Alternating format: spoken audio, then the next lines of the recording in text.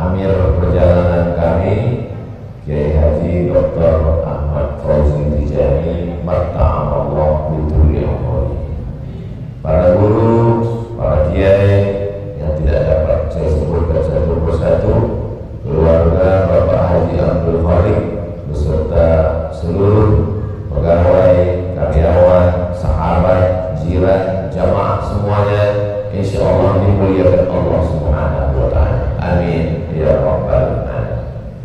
Ada seorang anak kecil perempuan jual gorengan, lalu kemudian musibah, anak ini maaf diperkosa, dibunuh.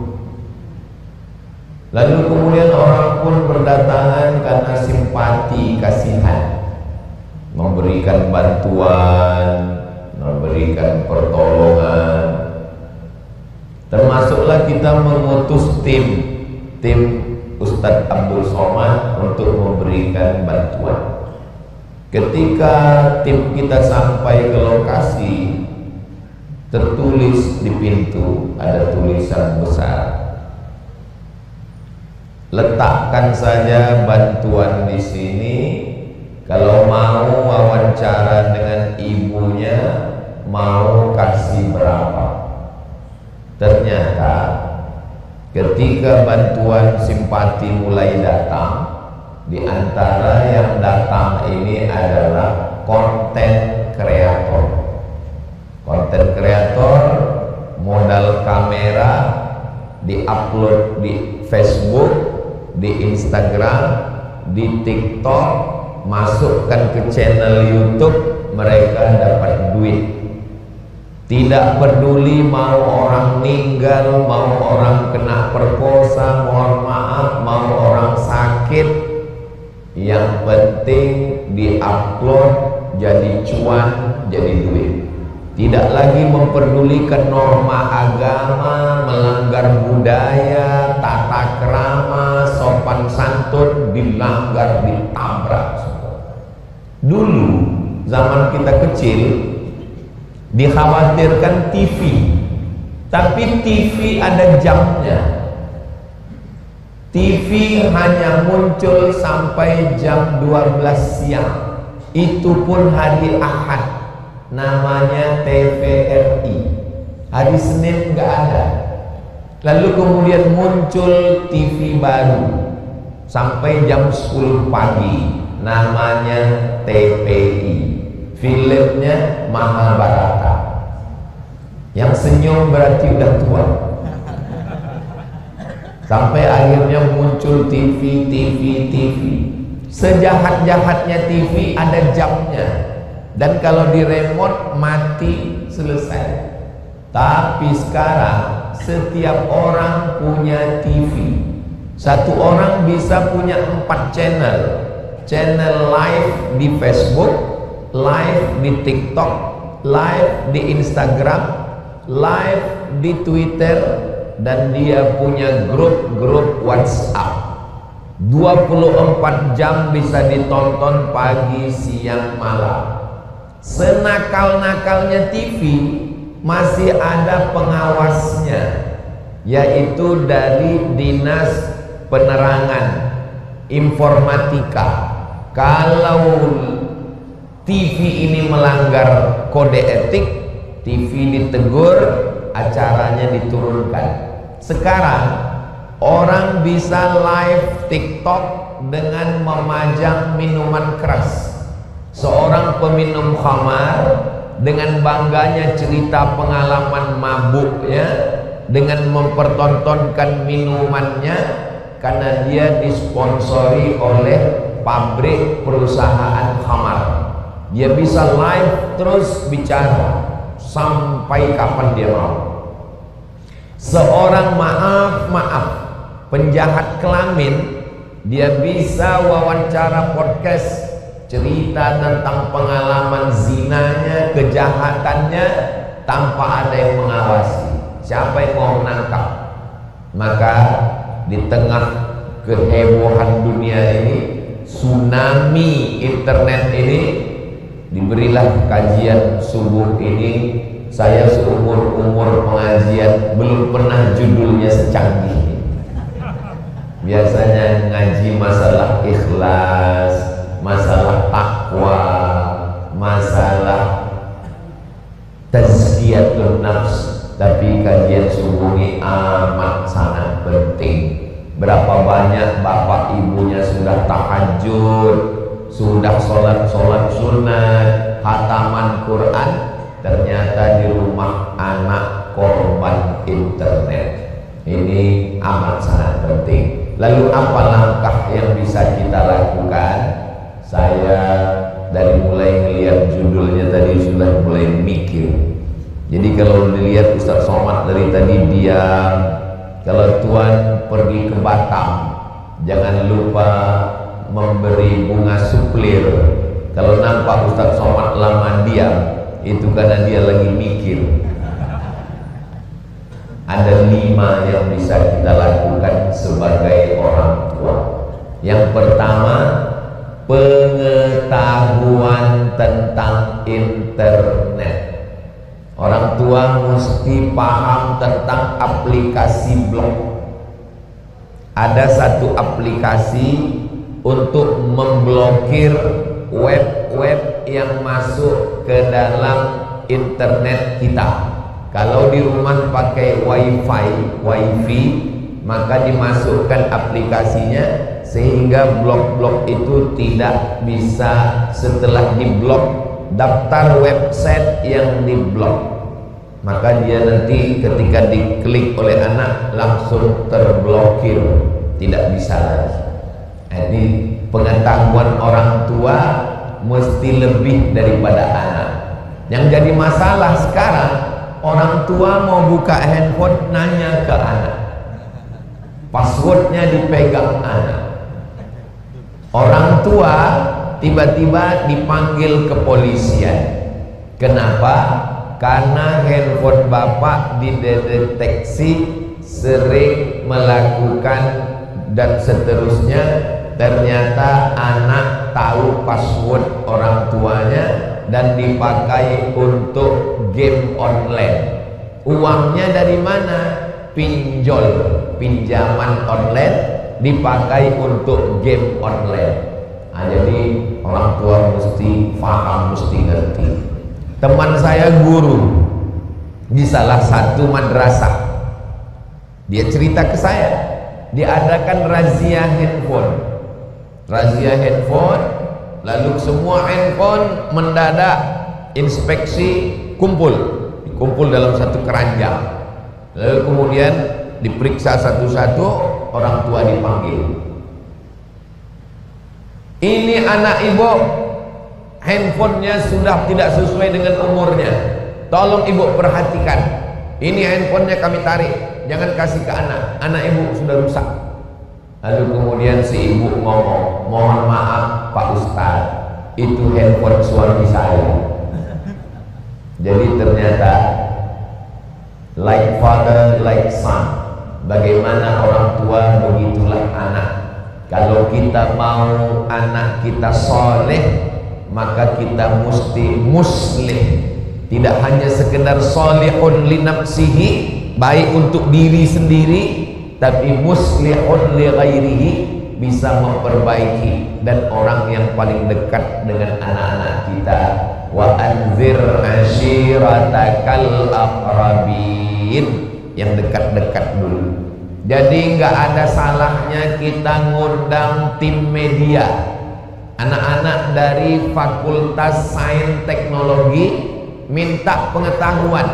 Jadi kalau selama ini arisan keluarga ngundang ustadz ceramah tentang toharoh, tentang fikih sholat, bagus, tapi undang juga dari tim media untuk pengetahuan kita, kira-kira yang bisa mengkat ini apa, handphone anak saya ini aplikasi apa yang bisa dipasang, bagaimana cara kita tiba-tiba sidak untuk melihat handphone anak, apa saja web yang dia buka, pembicaraan dia dengan siapa saja.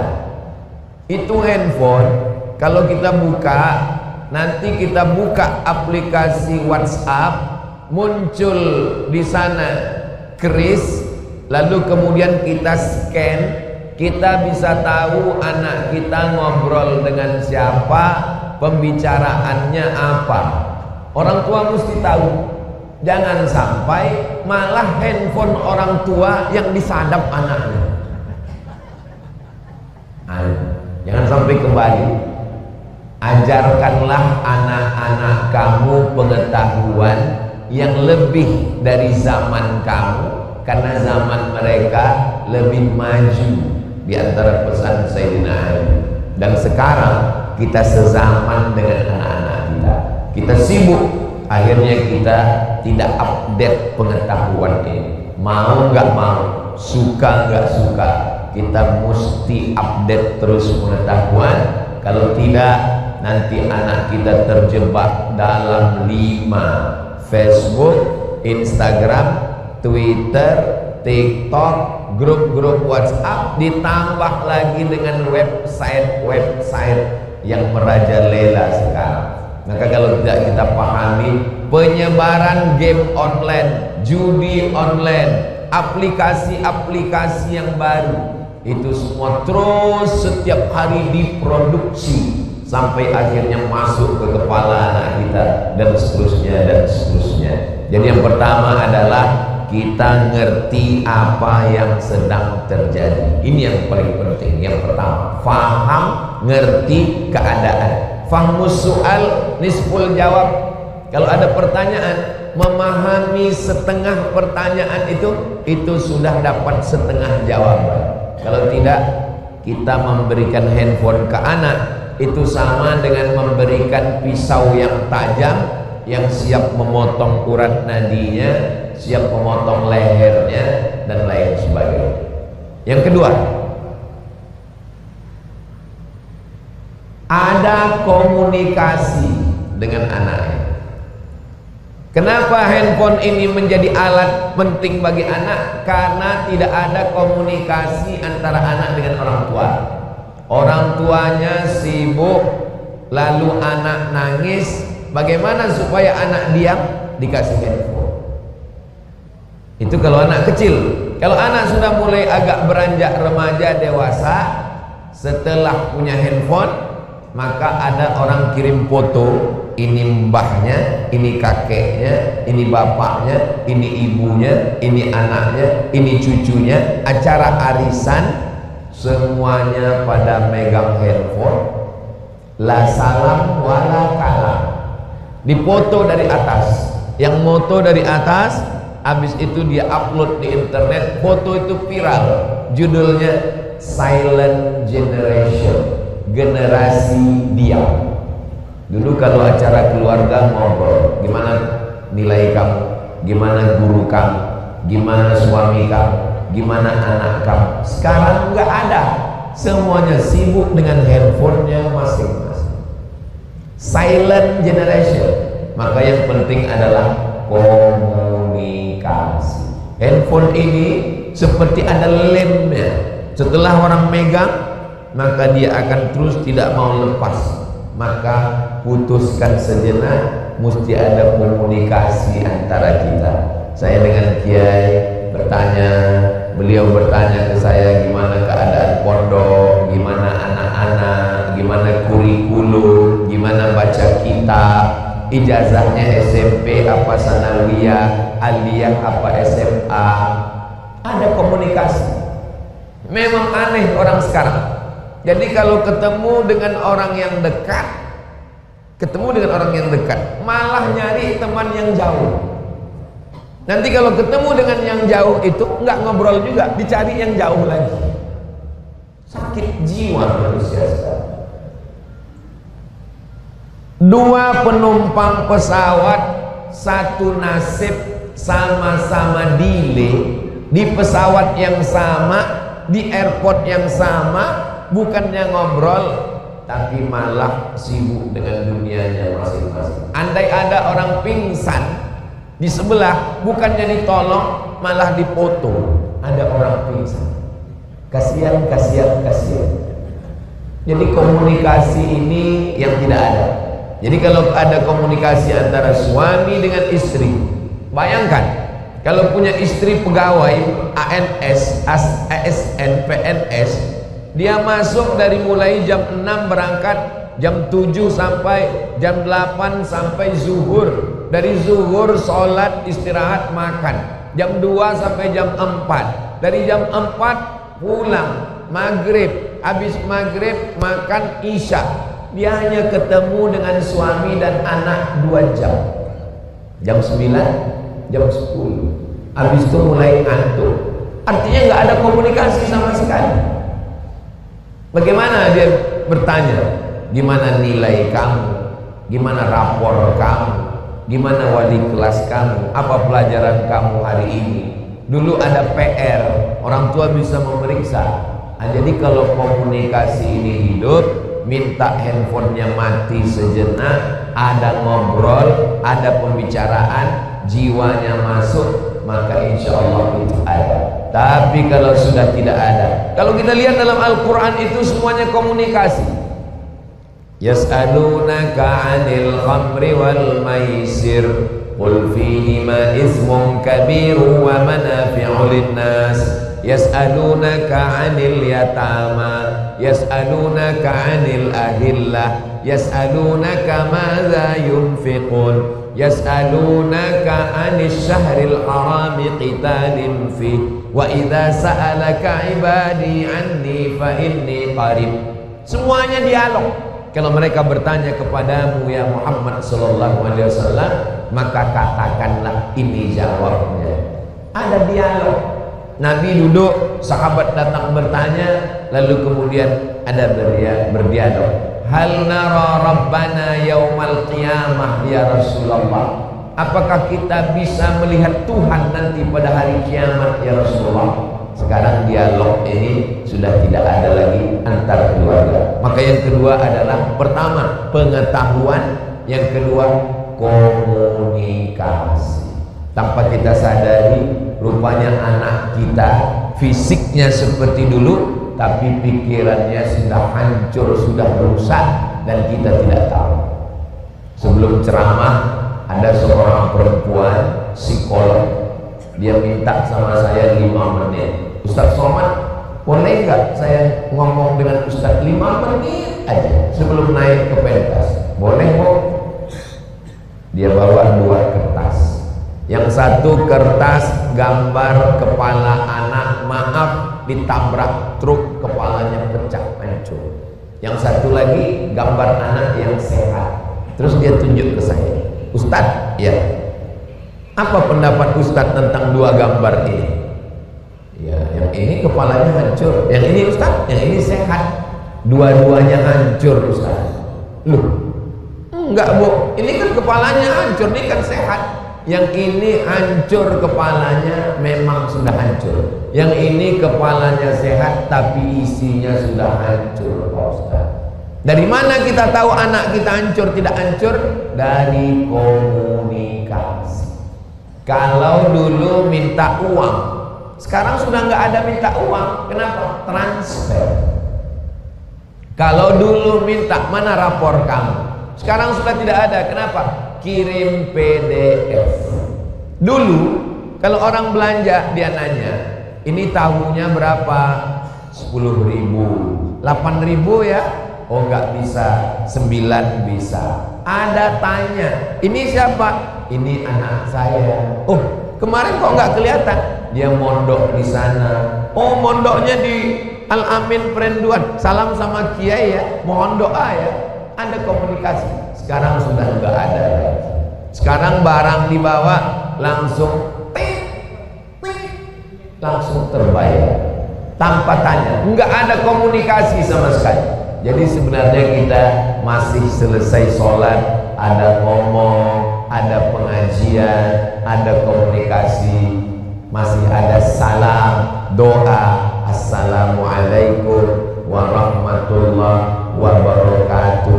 Sehebat apapun komunikasi dunia ini, orang Islam tetap ada sholat berjamaah, ada imam, ada makmum, ada ketemu, ada musafahah, ada mohon doa, ada ngalap barokah. Inilah ajaran Islam. Yang ketiga adalah adanya disiplin. Disiplin ini memang berat. Saya termasuk yang lemah disiplin. Makanya antara kita suami dengan istri mesti sejalan. Karena kalau suaminya disiplin tapi istrinya longgar, rusak disiplin. Istrinya disiplin, suaminya nggak sampai hati, rusak. Saya termasuk yang nggak sampai hati. Saya ini Pak, ngomongnya memang keras, tapi hati saya termasuk yang nggak tega. Anak saya ngelihat teman-temannya main handphone, oh hancur hati saya. Pergi saya ke belakang, karena kalau saya terus di situ nangis saya. Datang tamu, anak-anak tamu main handphone, anak saya lihat nih, karena ibunya nggak membolehkan handphone. Di rumah saya nggak ada TV. TV yang saya beli dimasukkan ke dalam gudang di belakang, nggak boleh. Lama saya mikir, dulu waktu masih kecil nonton TV ini susah. Sekarang TV-nya ada, malah nggak boleh ditonton. Dalam hati saya, apa salah? Maka saya mesti perang melawan diri saya. Kalau saya perturutkan diri saya, nanti saya kasih ke anak saya, ini disiplin rusak. Istri saya sudah buat aturan, anak nggak boleh nonton TV, anak nggak boleh megang handphone. Tiba-tiba saya diam-diam mengkhianati, maka ini rusak. Nah, jadi memang kita mesti sepakat. Al-mu'minun laki-laki, suami, wal mu'minat perempuan, ibu, ba'duhum awliya'u ba'd, saling tolong menolong. Kalau bapak orang yang nggak tegaan, serahkan ke istri. Kalau istri orang yang nggak sampai hati, serahkan ke bapak. Yang jadi masalah dua-duanya nggak sampai hati, maka mesti kuatkan hati. Kamu 50%, saya 50%, kita kuatkan, kita selamatkan anak kita. Karena kalau tidak, psikologisnya hancur, cara ngomongnya, emosinya berapi-api. Anak kalau sudah ketergantungan dengan handphonenya kita tarik, dia berubah, dia tidak anak kita lagi. Dia bisa bertingkah, menendang, memukul, mencaci maki. Kenapa? Karena dia sudah terikat dengan handphone. Oh, kalau gitu nggak boleh sama sekali. Kasih waktu 15 menit, 30 menit, 1 jam, dan yang ditonton religi, ngaji, yang bisa kita pilihkan. Video muslimah anak kecil, ngaji, solawat, ada yang bisa ditonton, ada pilih-pilih. Tapi ketika kita berikan saja bulat-bulat, tanpa ada aturan, tanpa ada disiplin, ini disiplin ini. Dan diantara disiplinnya adalah usia balita bawah 5 tahun, habis itu preschool, habis itu TK, habis itu SD. Anak hanya boleh di rumah sampai SD, habis. Kalau sudah masuk SMP, sanawiyah, aliyah, nggak boleh lagi. Keponakan saya, anak adik saya dengan adik cuman berdua. Adik saya punya anak, saya kasih tahu, anak kamu SMP, SMA nggak boleh di rumah. Ibu kami, ayah kami sudah meninggal. Gimana pun anak kamu juga adalah ponakan saya. Menurut Islam saya walinya, karena dia laki-laki, saya laki-laki. Berarti kalau terjadi sesuatu pada anaknya, saya walinya. Maka saya bilang, anak kamu mesti masuk pondok. Alhamdulillah, 2 anaknya dua-dua masuk pondok. 1 di Riau, 1 di Bandung, di Bogor, Jawa Barat. Nah, anak saya begitu juga. Nggak ada tawar-menawar. Karena kalau SD masih bisa kita kendalikan. Tapi kalau sudah SMP, sudah SMA, badannya lebih besar dia, pikirannya lebih cerdas dia. 100 kita kasih aturan, dia punya 101. 1000 kita kunci, dia ada kunci serap. Maka tidak ada jalan lain, pondok pesantren. Kalau ada orang di Pulau Madura tidak memasukkan anak ke pondok, ini sama seperti pepatah ayam mati di lumbung padi. Ini Pulau Madura, ini padinya, lumbungnya pondok pesantren ini di sini. Maka tidak ada alasan. Yang penting anak wajib mondok, titik, nggak ada tawar-menawar. Cari lembaga pendidikan di dunia yang bisa ngurus anak 24 jam.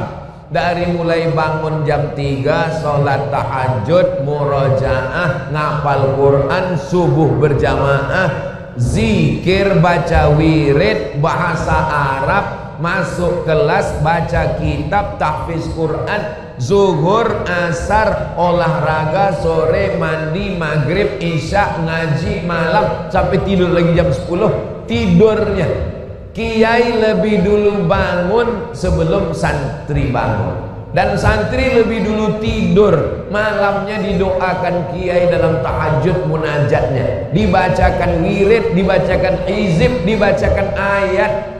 Hanya ada di Indonesia. Mudah-mudahan Allah menjaga Indonesia. Benteng terakhir kita pondok pesantren. Malaysia, Brunei Darussalam itu Islamnya dijaga 4 tiang. Yang pertama, dasar negara Al-Quran.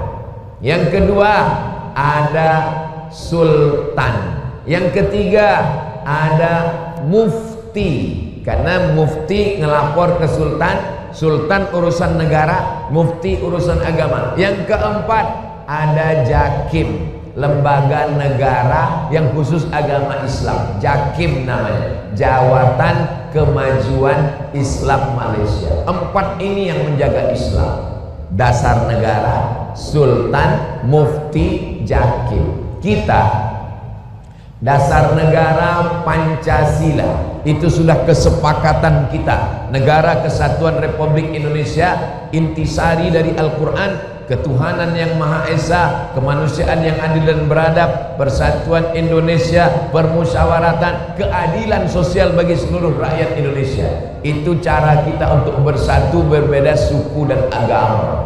Yang kedua, sultan. Sultan sudah tidak ada lagi. Dengan tidak adanya sultan, tidak ada mufti. Dengan tidak adanya mufti, tidak ada fatwa yang mengikat. Yang keempat, tidak ada lembaga negara yang khusus agama Islam. Itu ada Kementerian Agama. Kementerian Agama bukan khusus agama Islam. Kementerian Agama di Bali, kepala kanwilnya saudara kita dari Hindu. Kementerian Agama di Papua, kepala kanwilnya dari Protestan atau Katolik. Kementerian Agama adalah semua agama. Ini mesti difahamkan. Jadi benteng pertahanan umat Islam yang terakhir adalah pesantren. Dan sekarang pesantren dirusak. Siapa yang merusak? Konten kreator. Ada masalah kecil diangkat, diekspos. Akhirnya orang tidak mau memasukkan anak ke pondok. Padahal itu yang terjadi 0,0 sekian persen. Masih banyak pondok-pondok yang bagus, kiai-kiai yang lurus mendidik anak kita, yang ikhlas. Tapi efek ini luar biasa, menyebar ketakutan. Padahal orang tua yang menarik anaknya dari pondok, dijaga di rumah, itu sama dengan sedang menghancurkan. Dia pergi, rumahnya kosong, kendaraan kuncinya diambil, handphone, uang, tabungan, semua bisa dibobol. Transfer bisa dicari passwordnya. Anak-anak sudah bisa jadi hacker untuk membobol uang orang tuanya. Na'udzubillah. Jadi kalau yang pertama pengetahuan, yang kedua komunikasi, yang ketiga adalah disiplin. Tanpa disiplin hancur semua. Islam ini agama yang paling disiplin. On time, tepat waktu. Kalau sudah terbit matahari, habis waktu sholat subuh. Kapan umat Islam ini tepat waktu? Buka puasa. Seleletnya, terlambatnya umat Islam, maka dia pasti tepat waktu. Yang keempat, kerja sama semua pihak. Wahai Kepolisian Republik Indonesia, tolong buatkan satu divisi. Ada divisi narkoba, bagus. Ada divisi krimsus, kriminal khusus, bagus. Tolong satu ini bekerja, namanya divisi cybercrime, kejahatan cyber alam goib, mencuri, maling, nyolong, nangkap ayam, bisa ditangkap bapak polisi. Tapi orang yang membobol rekening bank, hacker yang menjebol database di kantor-kantor, mengambil nomor handphone kita, uang kita di bank bisa dijebol. Itu ada divisi khusus namanya cybercrime. Orang-orangnya diutus dari Indonesia, dibiayai dengan uang negara, disekolahkan ke Amerika khusus untuk ini. Bayangkan bank, berapa uang kita yang ada di dalam. Mana uang? Gak ada. Uang kita dalam bentuk alam maya, kita transfer, jual beli. Itu kalau dijebol itu tabungan kita, habis. Jangan heran beberapa orang melapor, kenapa tiba-tiba cek tabungannya hilang. Ini kejahatan. Maka ketika gambar saya, lalu kemudian itu gambar saya, tiba-tiba dicoret kali 2, dicoret, ditulis di bawahnya UAS, Ustadz Ahli Subhat. Kemana saya melapor? Saya lapor ke Polda. Saya lapor ke Polda. Ini wajah saya diedit, saya bilang. Masa wajah seganteng ini dihancurkan? Diedit. Lapor. Maka kita tidak bisa sendiri. Wa ta'awanu, tolong menolong. Yadullah ma'al jamaah, pertolongan Allah akan turun bersama jamaah. Ustadz nggak bisa menyelesaikan ini. Saya hanya bisa berceramah, tablik akbar, pengajian. Tapi untuk menangkap itu hanya bisa cybercrime. Nah, setelah Pak Polisi nangkap, dia bisa lepas. Kenapa? Karena nggak ada yang ngikat. Maka jaksa penuntut di pengadilan mesti mengikat. Jaksa bisa nuntut itu melalui apa? Undang-undang. Yang buat undang-undangnya siapa? DPR. Di mana DPR bekerja? Parlemen. Parlemen. Parle artinya ngomong. Parlemen tempat ngomong. Jadi kalau ada orang nggak ngomong di parlemen, berarti mesti dirubah namanya silent man. Silent artinya diam. Maka di parlemen itulah mereka menggodok undang-undang. Supaya apa? Supaya jaksa kita, penuntut itu menuntutnya pakai hukum berdasarkan undang-undang tahun sekian tentang cyber. Orang yang memotong video saya dipotong, lalu dicari gambar saya yang lagi nunjuk ini, lalu dibenturkan. Siapa yang membenturkan ini? Konten kreator. Dia cari video saya, kok bisa dia dapat? Orang dia nonton terus dari pagi sampai malam. Dia cari kapan bisa. Ada orang aslinya pesilat, dia pesilat, cuman silatnya nggak laku. Akhirnya jadi konten kreator, hanya menghantam ulama dan penontonnya banyak. Ternyata orang kalau ngaji lurus-lurus aja nggak menarik. Yang menarik itu kalau hantam ini, hantam sini, hantam sini, hantam sini. Hidup. Ustadz kok tahu? Saya kena hantam juga. Dan jamaah ngirimnya ke saya. Saya nggak pernah jawab sekali. Kenapa? karena idza nataqas safihu fa khairun min ijabatihi sukut. Ingatlah ketika Bani Israel datang mau mengejek Maryam, maka abuki imra'a sau'in, bapakmu bukan penjahat, wa makanat ummuki baghiyah, ibumu bukan wanita tunasusila. Mereka mau mancing, mau ngajak ke lain. Apa yang dilakukan oleh Maryam? Fa asyarat ilaih, Maryam hanya menunjuk anak. Dia nggak ngomong, dia tahu, karena kalau dia ngomong memang itu yang mereka cari. Fa asyarat ilaih, dia hanya nunjuk anaknya. Ternyata diamnya Maryam itu semakin membuat mereka marah. Apa kata mereka? Kaifa nukallimu man kana fil mahdi sabiyya. Jadi kalau kita mau balas, cukup anak-anak santri kita aja yang membalas, memberikan jawaban. Kenapa? Karena kalau kita yang ngejawab, apa kata Imam Syafi'i? Ma jadaltu aliman illa ghalabtuhu wa ma jadaltu jahilan illa ghalabani. Kalau aku berdebat dengan orang alim, aku menang. Tapi kalau aku berdebat dengan orang jahil, dialah yang mengalahkan saya, kata Imam Syafi'i. Jangan mendebat orang jahil, itu menjatuhkan harkat martabat harga diri kita. Ulama-ulama, kiai-kiai sabar, cukup santri saja yang menjawab. Jawab santri, nanti santri yang membantah. Nah ini sekarang maka kita mesti bekerja sama. Nanti kalau Pak Polisi nangkap, Pak Jaksa juga nggak bisa nuntut, hakim juga nggak bisa. Apa yang bisa pasal apa yang dipakai hakim untuk menjaring dia masukkan penjara? Nggak ada.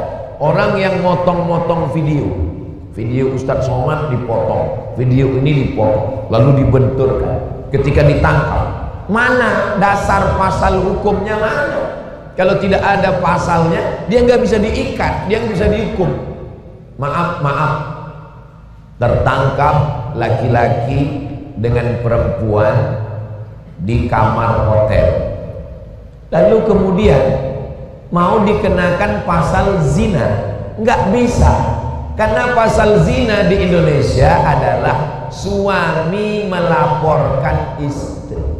Pertanyaannya, mana ada suami yang mau melaporkan istri? Pasti dia malu. Akhirnya maaf, kalau istrinya selingkuh, dia nggak akan lapor, dia diam, tapi dia balas dengan perselingkuhan lagi. Jadi hukum ini dibuat oleh manusia.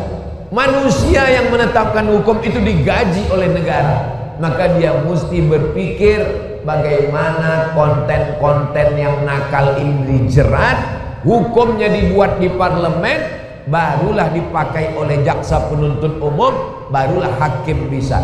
Polisi mau nangkap, buatkan aturan cybercrime. Jaksa mau nuntut, buatkan alat untuk mengikatnya, barulah hakim bisa ketuk palu. Berdasarkan Undang-Undang Negara Kesatuan Republik Indonesia nomor sekian, tahun sekian, orang ini dihukum 10 tahun penjara karena sudah mengejek Ustadz Somad di internet.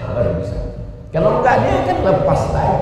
Habis itu dia buat konten yang baru. Hai Somad, emang masalah buat lo? Dia akan ejek-ejek ulama. Nah, ini penting. Yang terakhir, yang kelima, kelihatannya lemah yang kelima ini, tapi ini justru yang paling kuat. Ad-doa silahul mu'min. Doa senjatanya orang beriman. Saya pisah dengan orang tua saya sejak kelas 2 SD. Orang tua saya pindah ke Riau, saya di Medan dengan keluarga ibu saya. Setelah itu baru saya mondok. Lalu yang menjaga hati saya yakin percaya, yang menjaga hati saya adalah doa. Karena orang tua ini selalu mendoakan. Saya tahunya setelah besar. Kenapa hati saya tertutup untuk buat ini? Di situ saya yakin kekuatan doa. Ibu terutama, ibu, bapak. Bagaimana cara mendoakannya? Dengan tawassul surat Al-Fatihah. Ya Allah, tutupkan pintu hati anak saya untuk berbuat yang haram. Al-Fatihah 1 kali, 2 kali, 3 kali, 4 kali dizikirkan anak. Setelah zikir, setelah baca Quran, tawassul, ziarah ke makam para wali, bertawassul. Ulama ahli hadis sangat ketat, pokoknya macam-macam hukum nggak boleh.